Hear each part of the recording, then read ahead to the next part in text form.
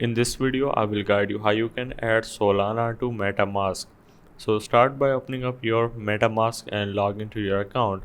Then you just need to click on this import tokens in the middle of your screen under the buy Ethereum button.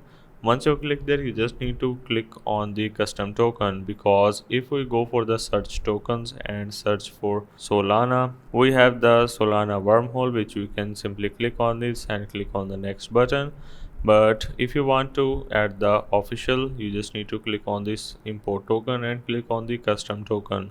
Now as for the token contract address, you just need to open up any browser that you are using, and then you just need to search for Solana token address for MetaMask.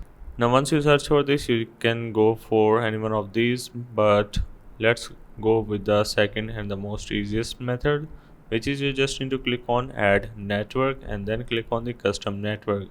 Now enter the name Solana, and then as for the RPC URL, you just need to search for Solana RPC for MetaMask and go for Solana RPC on the top and simply copy the address. Once you copy the address, you just need to paste it just like that, and then as for the chain ID and symbol, you just need to again go for the official websites and make sure to enter all of these details correctly and then click on the add button. So that's the way of how you can add Solana to MetaMask.